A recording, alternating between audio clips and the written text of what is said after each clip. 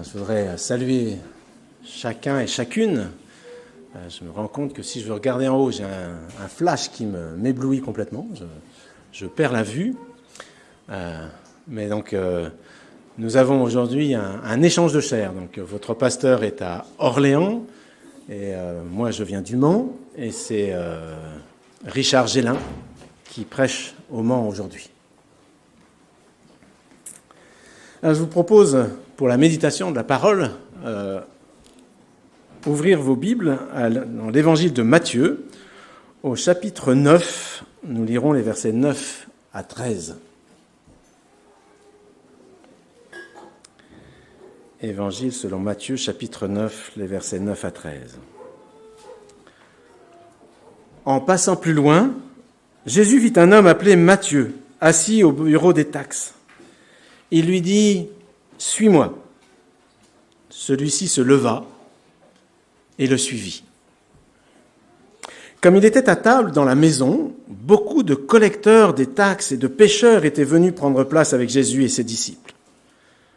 Voyant cela, les pharisiens disaient à ses disciples « Pourquoi votre maître mange-t-il avec les collecteurs des taxes et les pécheurs ?» Jésus, qui avait entendu, dit « Ce ne sont pas les bien portants qui ont besoin de médecins, mais les malades. Allez apprendre ce que signifie « Je veux la compassion et non le sacrifice ». Car je ne suis pas venu appeler des justes, mais des pécheurs. Allez apprendre ce que signifie « Je veux la compassion et non le sacrifice ».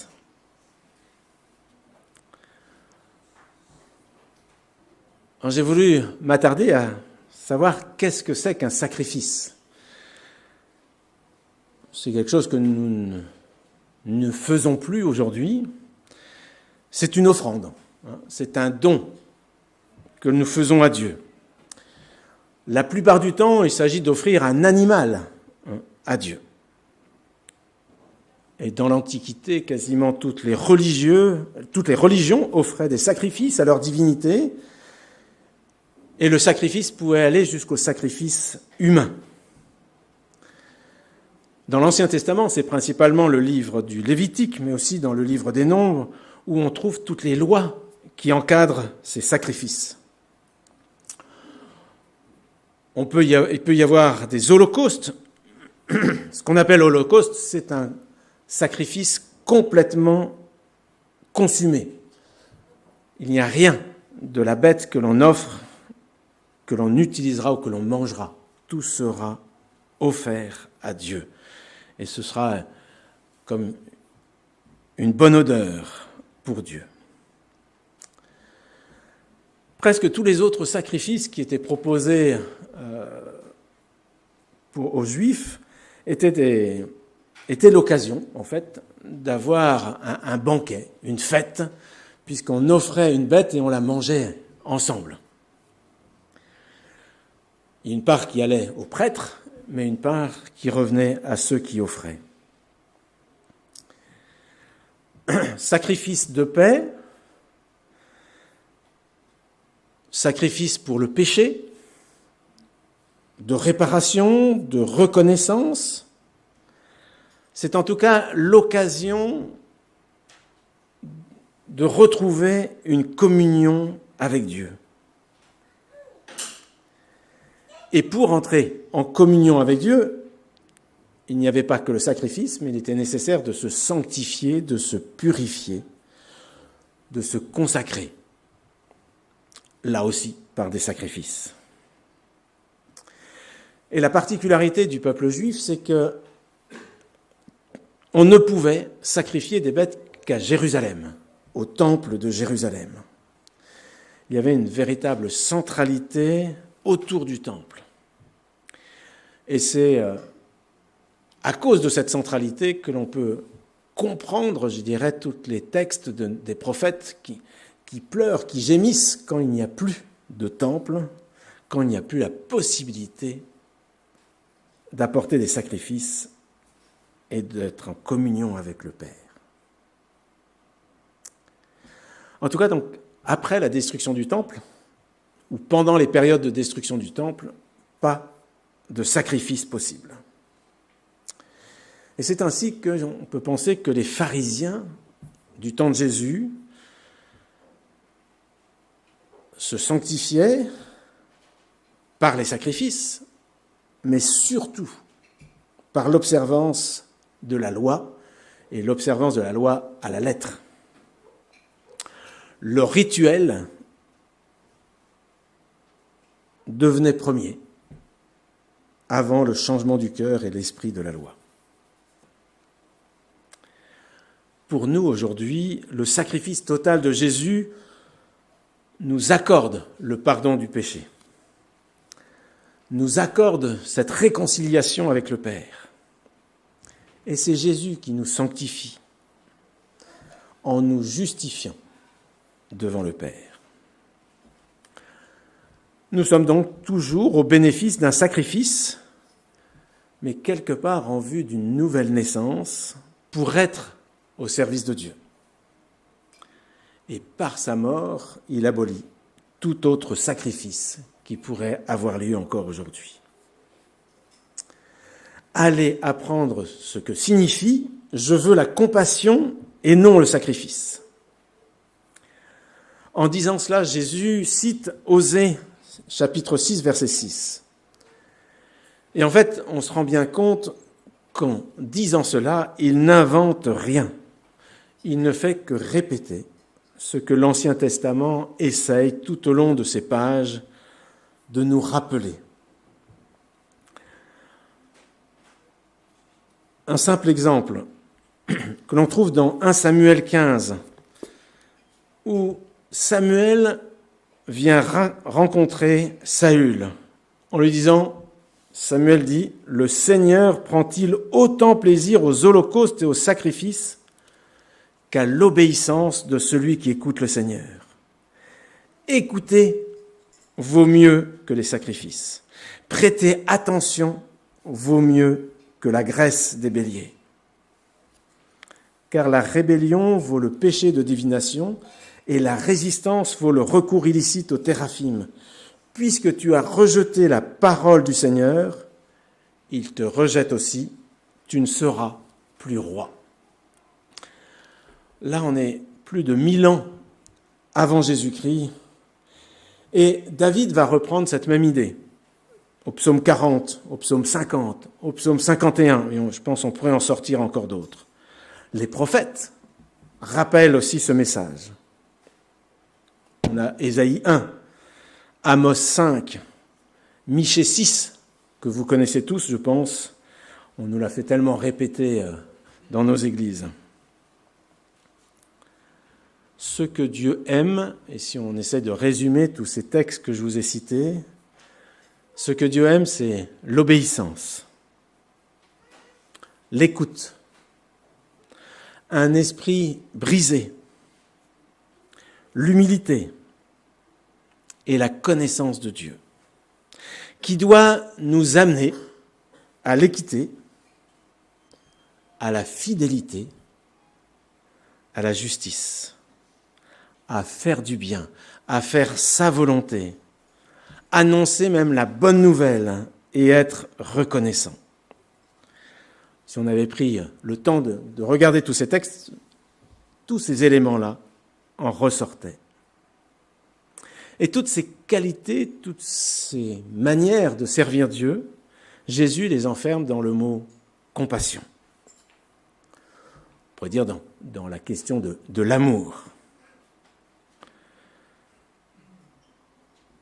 J'aurais envie de dire, quelque part, on pourrait le rapporter au fruit de l'esprit que nous trouvons dans Galates, mais avec une dimension active, d'aller vers l'autre, d'exercer l'équité, et je dirais l'équité qui n'est pas l'égalité, et la justice.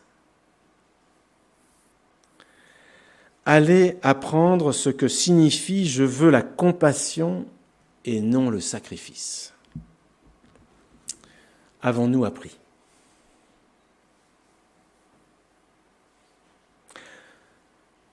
Ce qui est intéressant dans le texte que nous avons lu, c'est qu'en fait, quelque part, Jésus à prêcher cette parole dans ce qu'il a vécu. Déjà, il appelle Matthieu, un collecteur de taxes. Aujourd'hui, on l'appellerait douanier, étant à la frontière de 3 régions. Et donc tout ce qui pouvait passer la frontière était taxé. Un homme qui ne prendra pas, donc justement, seulement ce qui est dû, mais toujours un peu plus. Chose encore plus inquiétante ou plus dérangeante, c'est qu'il était un collabo avec les Romains. Je pense que le mot collabo dans notre pensée ou dans notre histoire française est assez déjà terrible. Et c'était le cas de ces hommes-là. Collabo et voleurs. Et Jésus l'appelle comme disciple et il va manger avec tout ce genre de personnes à la maison. Alors, on nous dit, comme il était à table dans la maison, on ne nous dit pas quelle maison. Est-ce que c'est la maison de Matthieu ou la maison de Jésus? C'est possible, puisque quelques passages avant, Jésus était à la maison déjà, quand on lui a apporté un paralytique au travers du toit. Il était, on peut penser, donc chez lui.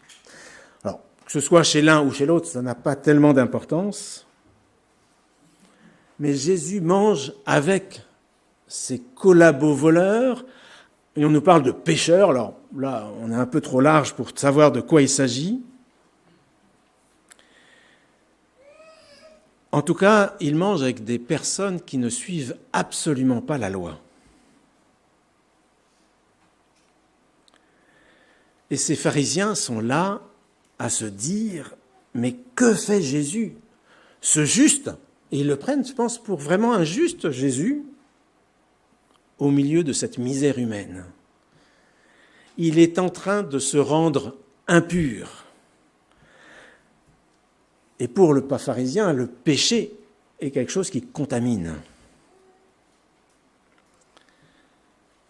Jésus répond qu'il est venu pour guérir, sauver, qui est la signification même de son nom. Jésus, c'est Dieu sauve. Yeshua. Il sauve, il guérit.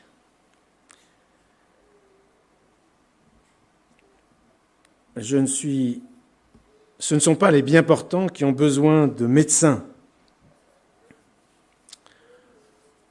Effectivement, normalement, si nous sommes bien portants, nous n'allons pas voir le médecin. On serait un peu bête. On arriverait, bonjour au docteur, qu'est-ce qu'il y a? Il n'y a rien. Je vais bien. Je ne suis pas tombé malade depuis 3 ans. Ah, et alors, vous voulez quoi? Un bien portant ne vient pas voir son médecin. Et il faut se voir malade pour y aller. Et c'était un peu le problème des pharisiens, qui se croyaient justes. Pourquoi aller à la rencontre de Jésus? Ils n'avaient pas besoin de médecin. Et c'est certainement ce qu'il y a de pire, celui qui se croit juste. Vous ne pouvez pas vous-même aller apporter la bonne nouvelle à quelqu'un qui n'en a pas besoin, qui a déjà tout ce qu'il désire et qu'il veut. Et c'est encore notre situation aujourd'hui.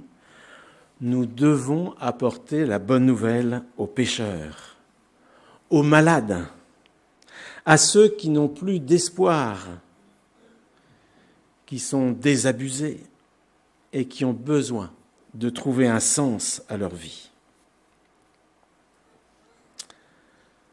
Soyons à l'écoute de Dieu pour lui obéir et faire comme Matthieu, se lever et le suivre. allez chercher ceux qui sont malades, les pécheurs. Allez apprendre ce que signifie « je veux la compassion et non le sacrifice ». Jésus nous appelle à mettre en action cet amour pour les autres et que nous puissions chercher non les bien portants, mais les malades, les pécheurs. Et nous voulons nous engager sur ce chemin pour être porteurs de bonnes nouvelles. Amen.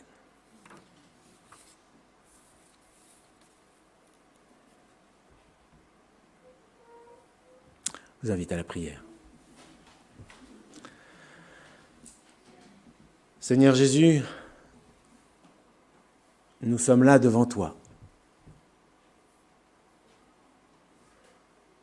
Et Seigneur, nous voulons t'obéir. Nous voulons te suivre. Nous voulons marcher après toi. Et Seigneur, dirige-nous, conduis-nous vers ceux qui ont besoin de toi, ceux qui se reconnaissent malades, ceux qui se reconnaissent pécheurs, pour ainsi leur apporter cette bonne nouvelle que tu es celui qui apporte la vie, qui pardonne le péché et qui nous conduit sur une voie de régénération, de sanctification, de grâce. Béni sois-tu, Seigneur, parce que tu veux prendre soin de chacun d'entre nous aujourd'hui et pour les jours, les mois, les années qui sont devant nous. Amen.